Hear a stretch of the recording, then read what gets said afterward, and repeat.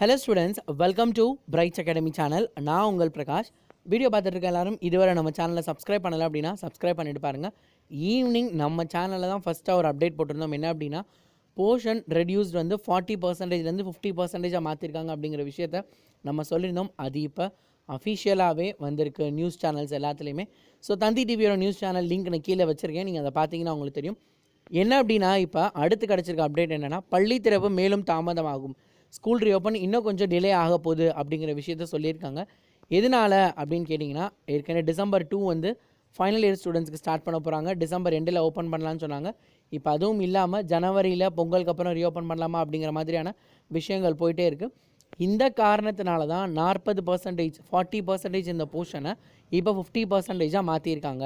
So சும்மா நம்ம government எதுவும் பண்ண மாட்டாங்க அப்படிங்கிறது இதுலேருந்து தெரியுது. அப்போ ஸ்கூல் ரீஓப்பன் இன்னும் கொஞ்சம் நாளாக போகுது. 40%ங்கிறது 2 மாதத்துக்கு முன்னாடி கொடுத்துருந்தது. அப்போனா 60% பாடங்கள் நடத்துவதற்கு வசதியாக இருந்திருக்கும். இப்போ பார்த்தீங்க அப்படின்னா இன்னும் டைம் லேட் ஆகிடுச்சு. அடுத்த 2 மந்த்ஸ் தாண்டிடுச்சு. ஜனவரியில் தான் ஸ்கூல் திறக்கிற மாதிரி பேச்சுவார்த்தைகள் நடந்துகிட்ருக்கு. ஜனவரியிலேருந்து ஜூன் மாதம்னா 6 மந்த்ஸ் தான் இருக்குது. அப்போ ஒரு இயரோட பாதி நாட்கள் தான் இருக்குன்றப்ப நம்ம என்ன பண்ண முடியும், பாதி போர்ஷன் தான் நடத்த முடியும். அதனால் என்ன சொல்லியிருக்காங்க, 50% அப்படின்னு சொல்லியிருக்காங்க. இது பப்ளிக் எக்ஸாம் எழுதக்கூடிய 11th and 12th ஸ்டூடெண்ட்ஸ்க்கு பொருந்துமான்னு கேட்டால் கட்டாயமாக பொருந்தாது அப்படிங்கிற விஷயங்களை சொல்லலாம்.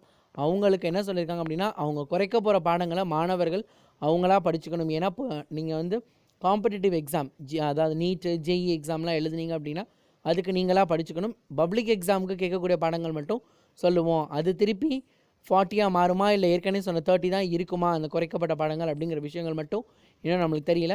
திங்கட்கிழமை பழைய அறிக்கையை எடுத்துகிட்டு புதுசாக திருப்பி ஒரு அறிக்கையை வந்து என்ன அப்படின்னா முதலமைச்சர்கிட்ட நம்ம செங்கோட்டையன் அவர்கள் வந்து சப்மிட் பண்ண போகிறாங்க.